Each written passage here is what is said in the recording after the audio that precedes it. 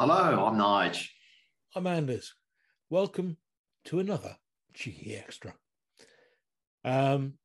We've been busy drinking, haven't we, Nige?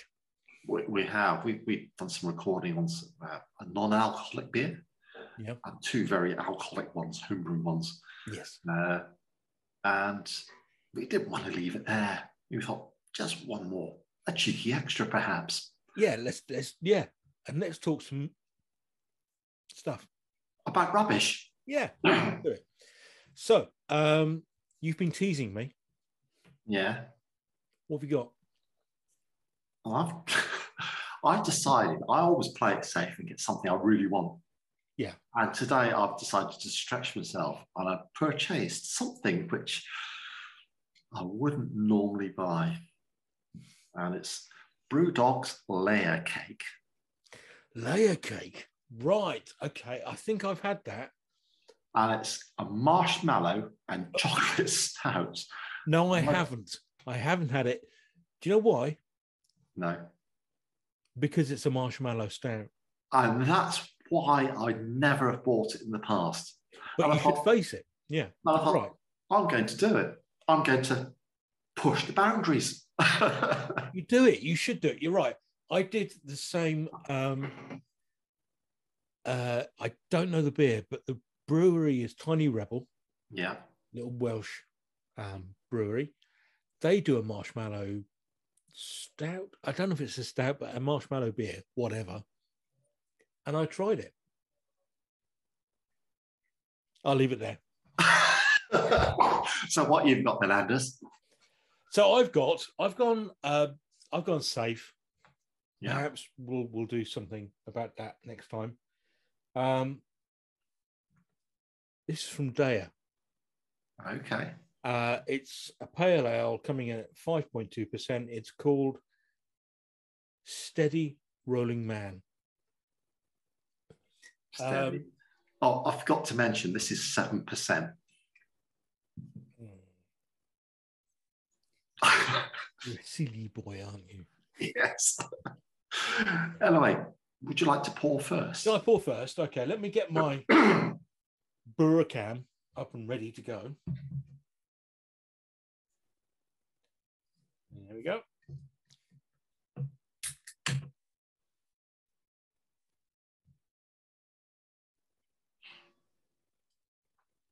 So it's classed as a pale ale. Yeah. And if you look at it, you can't see it at the moment, Nige, but those on beer can. It's a pale ale.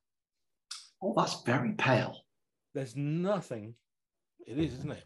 No, when you show it up to the light for me to see, it's usually much darker than it actually is. Yeah. And that's looking very pale. So that must be incredibly pale. It is incredibly pale. A little bit cloudy. And do you know what? Not too citrusy, smell-wise. Right. I'll get my beer can going. Get mine into the glass.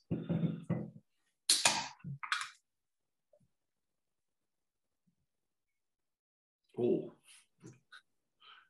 very gloopy. Marshmallows are. Yeah.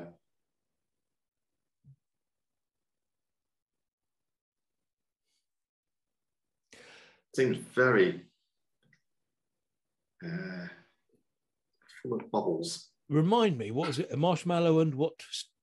Marshmallow and chocolate stout. Usually everything I hate in a stout. But added flavours. We did a session ages ago on before we were recording these things, and we had a load of flavoured stouts and things. It was like I summed it up as Easter egg flavoured beer. It is, but they were horrible. Yeah, and this is I've not really had one like this. But what inspired this? I went to the pub the other night and a Vocation. I think it was Vocation Brewery. It was a salted caramel stout. I thought, oh, fancy a stout. And it was just gorgeous. It was only 4.5%. I really, really enjoyed it. I think salted caramel was low down in the mix. It was just enough to entice you. And I thought, that was just gorgeous. Honestly, salted caramel is something that's kind of just taken the nation by. It just turned up a couple of years ago. Yeah. You know, and suddenly my daughter was going, oh my God, I'm salted caramel, everything. It's all right. No big deal, though. Well, it looks like a stout. Wow. Black. Smells like marshmallows. Oh, I'm sorry. But well done to you for being brave. It smells of marshmallows and chocolate, actually. So what it says in the tin, yeah, there's no hints of roasted malts or anything, just marshmallow and stout. Marshmallow and chocolate. Yeah. Anyway, do you want to go in? And... Go on, let's go in, yeah.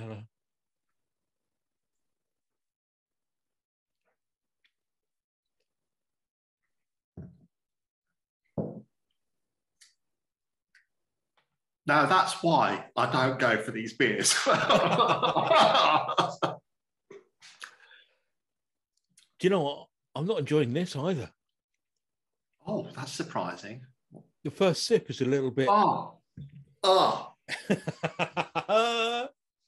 No. Oh, most people say that's quite a nice, lingering, long flavour. It just... I got hit right... That was horrible. This is... Oh, that's just disgusting. Excuse me for a second. I've had an issue with my glasses. Oh. I need to make some investigations into this. The flavour keeps coming back. There's just... I'm a professional. I'll push through and finish.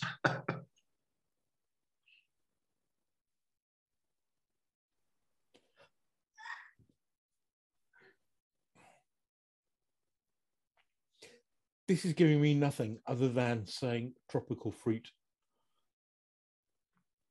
It's not tropical. Well, it might be tropical fruit. Oh. Well, you know, we're stuck together with beers we don't like. Oh, this is disgusting. Sorry. It's foul. Is it? It's just so you did really sweet. It tastes artificial. Body-wise, it's gorgeous. Yeah. Hard push to find that, using that word with what I'm describing, but there's probably underneath all this a absolutely amazingly nice stout. Yeah. And they've taken a really nice stout, 7% stout, and they've just ruined it for the sake of marketing. Yeah. It keeps... It's horrible. There aren't, I mean, there's a lot of these things that go. The problem is when you're a microbrewery or a craft brewer, I know Brewdog are slightly different because they're quite huge, but you're constantly looking for something to change. You're never settling on just. I know. I get that, and I had a popcorn stout up in the Lake District. Is it Blue Monkey Brewery or something? Oh, I can't. Anyway, I was in a pub. It was about 6% or something like that. Popcorn stout. I thought, do you know what? I'm going to go for that. And it was just divine. Because number one, it was a great stout, and number two, the popcorn was just enough to give you a hint of it, but not overpower the stout and the malts coming through the stout. The marshmallow has been pushed up to 10, and it's destroyed what could have been a fantastic beer. Well, like I said, the Tiny Rebel marshmallow beer that I had, was just the merest hint of marshmallow. Yeah, really enough to make me feel quite nauseous. It was still rubbish. Yeah, still awful. So, I thought I was on safe grounds. I bloody paid for it, so I'm bloody drinking it. Deya, as far as I'm concerned, are a safe pair of hands. Yes. They're based in Cheltenham, and I've drunk plenty of their beers. Yeah. It's a place in Westbourne in Bournemouth that I go to. Westbourne Wines. Great bottle shop. And I've bought Deya beers there before, and all have been good. We've talked about packaging before. Had I not known Deya, I would never have bought that. Packaging just doesn't do anything. No, but Deya, I mean, I've had their beers. It's just down the road from where I live. Yeah. Yeah, they've been great. I don't think I've had a bit of bad beer from them. Yeah. Well, don't get this. This is, it holds itself up as tropical fruit. Yeah. I would say somebody's got, your Tesco's tropical fruit juice, spilt it on the carpet, left it there for a couple of weeks, rolled the carpet up, squeezed out what was left. It's fermented naturally on the rug. On the rug, yeah. And it's really unpleasant. And much like you, it starts off as a bit, and the end is too long. Anyway, enough of this hysteria about the beer. Oh God, you should be on telly.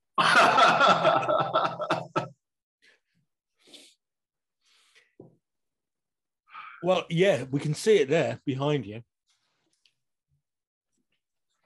Def Leppard, Hysteria. What an album. I've still got the price ticket on there. Where did you buy it from? Square Records in Wimborne. Oh, did you? Okay. $5.99.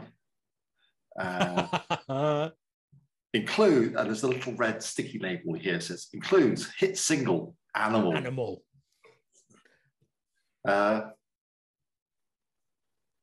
Animal was a brilliant single. You see, the album before this was Pyromania, which was fantastic. Great album, but rocky. This was they refined their sound. Yeah.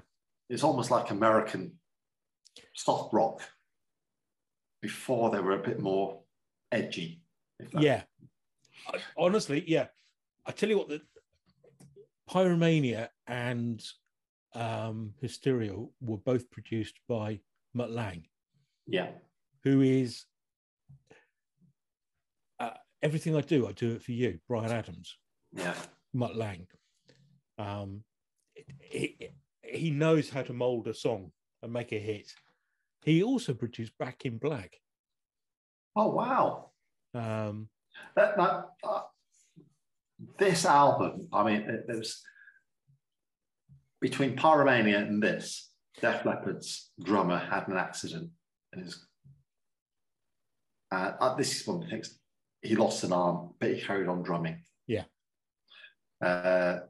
Everything he was doing with his left arm, he lost. He replicated with his left foot. Yeah. Incredibly clever. I've seen video footage of him doing drumming Pyromania days. Phenomenal drummer. Yeah, he was. We both drummed in bands in the past, so we appreciate how good a drummer he was. That was heartbreaking, but superb job. Now, for me though, this album's a little overproduced, but the songs are really good. I think, do you know what? I think it's a very fine line. I think it's very produced. Overproduced, I don't know, but the songs, like you say, are great. Yeah. I mean, you got side one, Woman, Rockets, Animal, Love Bites, Pour Some Sugar on Love. Oh, God, yes. The best song on the album, as far as I'm concerned, is... Oh, and Argumendum, It. Sorry, that's the last one on that side. What was it? If I remember correctly, Gods of War is on side Side 2. 2, opening track, Gods of War. Yeah. Don't Shoot, Shotgun, Run Right, Hysteria, Excitable, and Love and Fiction. Do you know what? As soon as we finish this, I'm going to listen to it. Yeah, it's been as I will. Yeah, so long. Yes, it may be overproduced, but it's very much of its time. Yeah, it fitted in. That's exactly the heavy metal it was doing. Yeah. Making the money, making the hits at the time, all sounded. I mean, they were for a year or two the biggest band in the world, really. I think. Well, the biggest rock band, perhaps. Biggest rock band, yes, and certainly. Oh, it's that song "Animal" was just such a massive, massive hit. Yeah, that's the thing. They did write fantastic tunes, and Mutt Lange knew how to sell it. Yeah. Yeah, but that's the. I remember. The influence of the producer making an album is so important. I remember watching a documentary on Parallel Lines by Blondie. I can't remember who produced that, but he was talking about the band wanted to do this, and he said, "No, do it like that. Do it like that." He said, "I don't care. I'll make a record for you, which is going to sell. You do what you want live, but to get it to sell, this is how we're going to make it sound." Yeah, and they did everything. Reluctantly, they did what he told them to do, and Parallel Lines was just a huge, huge album for Blondie. So, the producers got a good producer; they can make good records, which isn't necessarily what the bands want to do live. No, absolutely not. And it's funny if we go to for producers, if we go to Bowie. He started getting noticed as soon as Tony Visconti started doing his production. And Tony Visconti is so responsible for the David Bowie sound. But then sorry. I was trying to be subtle about. Anyway, carry on. Yeah, I was going to say, Tony Visconti is ever wrapped up in the sound of David Bowie. But then you also get Bowie making a change when he went to Berlin and did 3 albums there. Did Lodger, Heroes, and Low, which were all produced by Brian Eno. Completely different sound, and I'm just saying, as you said, producers do make a huge impact on.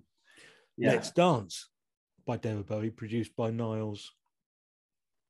That album, I think, is fantastic. Yeah. I don't have it in my collection, unfortunately. No. I was going to say, I can't think of his surname. All I can think of is Niles Crane, who's Fraser Crane's brother. Program Fraser. Nile Rodgers, that's who I'm thinking of. Beg your pardon. Yes. So producers, yes, do have a huge influence on things. It is, honestly. How's your fermented carpet going? I say it's becoming more palatable. It's not. I'm getting used to it. I'm drinking this.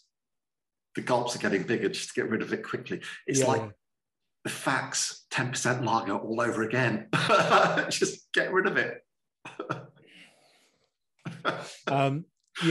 This I feel bad because Deya are just so flipping good at what they do. I know. Well, Brewdog are no longer any good at what they do, so I'm not surprised. This is like a tropical fruit stroke sour. There's a hint of sour. Yeah. We've not done a proper sour beer. We must do one. We must do one, yeah, because it's right and proper. Yeah. It won't be nice. There's loads of cans like this, the sour sherbet, sour stuff or whatever. We'll have to do one. Yeah. So how far down are you on your yeah. We're in about the same place, I think. Yeah.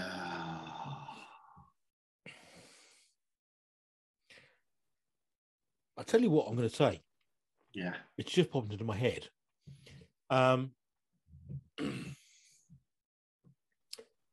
Anybody who knows of any beers that are really quite rank and disgusting, put them in the comments below. Yes. And we'll do them. The worst sounding one, we'll try and get until Yes. Because you lot out there seem to like us when we suffer. Yeah, hence the popularity of the Fax 10% lager. Yeah.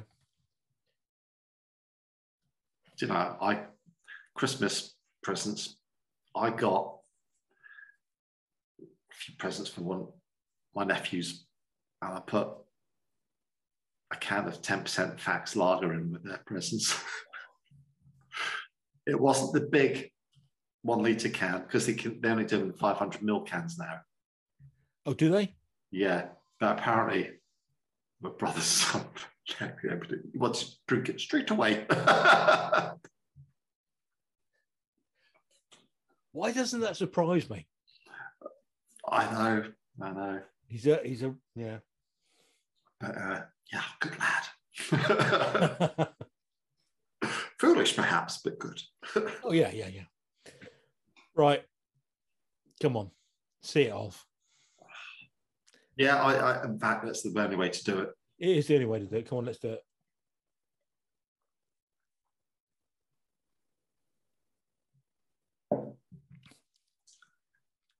The delay in the horrible flavours hitting you, it lulls you into, oh, I've got away with it. And oh, here it comes. Bang. There it hits you. Oh. Second. Oh. That is not nice. Neither is that. Although I would say it's, if you had to make a choice between that and what he's drinking there, go for that. Oh, that sounds better. Yeah. Than this. Still unpleasant, but you know. In fact, your video might be the other way around. I might have to go like, that's much better. It won't be. It's confusing. That knowledge is based on nothing. I'm just making that up as I go along. Look, thanks for joining us again. It's been lovely. I'm going to go and think about what we've just done. I'm going to go and clean my teeth and wash my mouth out. You do that. Yeah, I'll do the same. And then eat some food. Until the next time, people, it's been lovely. If you're still watching, gee, well done. Why? But I'm pleased you are. But you are, Mark. But until the next time, love ya. Bye. Goodbye.